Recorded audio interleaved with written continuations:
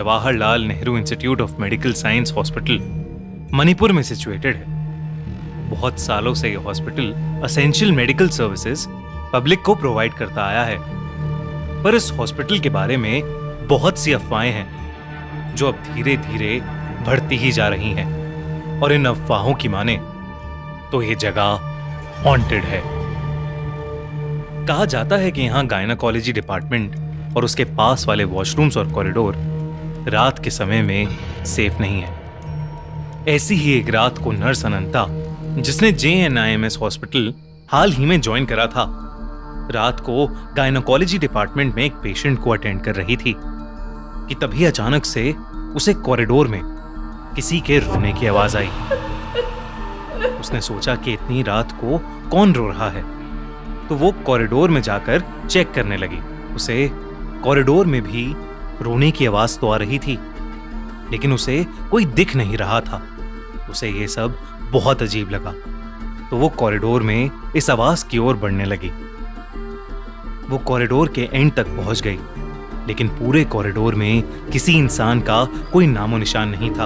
अनंता घबराने लगी थी क्योंकि आवाज और तेज होती जा रही थी और वहां कोई भी नहीं था। अनंता डर से वापस पेशेंट रूम में जाने लगी और जैसे ही वो वापस जाने के लिए मुड़ी, उसको अपने पीछे किसी के होने का एहसास हुआ।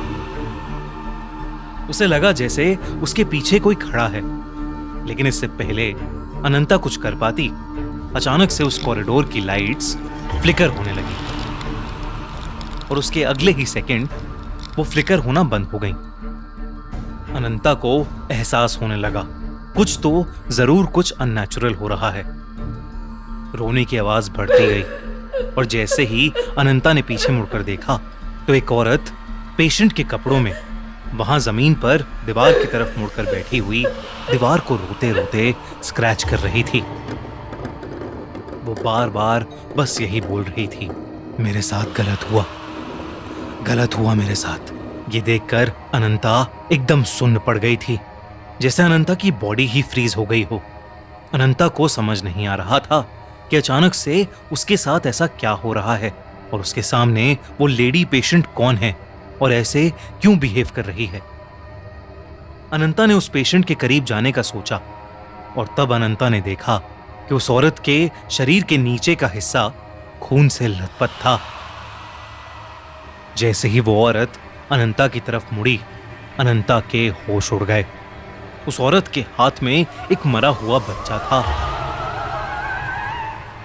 और वो उस बच्चे को लेकर अनंता की तरफ ही चलते हुए आ रही थी। पूरे कॉरिडोर की लाइट्स दोबारा फ्लिकर करने लगी।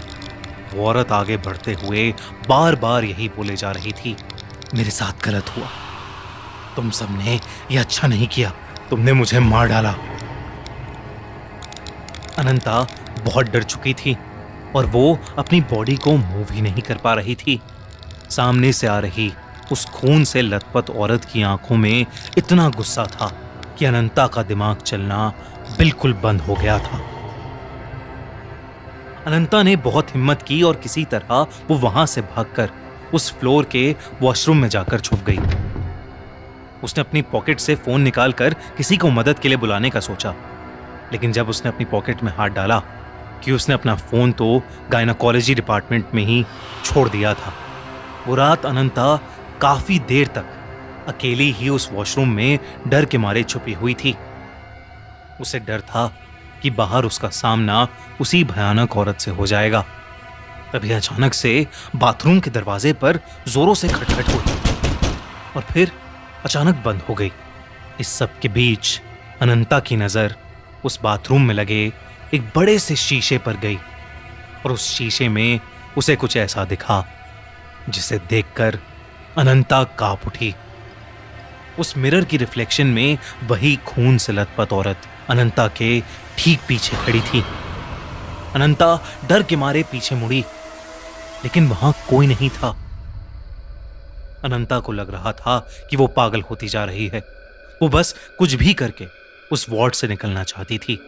वो जानती थी कि बाकी सभी नर्सें ऊपर वाले फ्लोर पर मौजूद नर्स वार्ड में थीं, पर वहां जाने का रास्ता उसी कॉरिडोर से होकर गुजरता था जहां पर उसे पहले वो भयानक औरत दिखी थी। पर अब अनंता के पास और कोई रास्ता नहीं था। उसने डिसाइड किया कि वो सीधा दौड़ती हुई ऊपर वाले फ्लोर पर चली जाएगी, और बिना कुछ सोचे अनंता ने कॉरिडोर की तरफ दौड़ लगाई और भागते हुए उसका पैर किसी चीज से टकराया और वो नीचे गिर गई। जब उसने देखा कि वो किस चीज से टकराई तो उसका पूरा शरीर सफेद पड़ गया। जमीन पर उसी औरत की लाश पड़ी थी जो उसे कुछ देर पहले कॉरिडोर में दिखी थी। उस औरत की बॉडी को देखते ही अनंता को दौरे पड़ने लगे और वो बेहोश हो गई। अगले दिन उसकी आंख खुली तो वो खुद उस हॉस्पिटल में एक पेशेंट थी। उसे ड्रिप लगी थी और कई नर्सेज उसके आसपास बैठी थीं। अनंता ने सभी को अपने साथ हुआ हादसा बताया, पर किसी को उसके ऊपर विश्वास नहीं हुआ। सबने उसे कहा कि वो अपनी जॉब के चलते अपनी सेहत का ख्याल नहीं रखती और उसे कुछ दिनों की छुट्टी लेनी चाहिए। उसी दिन की शाम को जब अनंता के रूम में कोई नहीं था, एक बूढ़ी नर्स वहां आई और उसने अनंता को बताया कि वो उस पर विश्वास करती है और जो औरत उसे कल रात को दिखी उसका नाम शयाना था।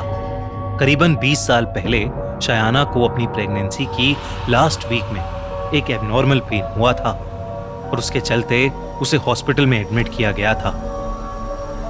प्रेगनेंसी में कॉम्प्लिकेशंस के चलते डॉक्टर्स ने शयाना की फैमिली को बताया कि उनके बच्चे या शयाना में वो किसी एक को ही बचा सकते हैं।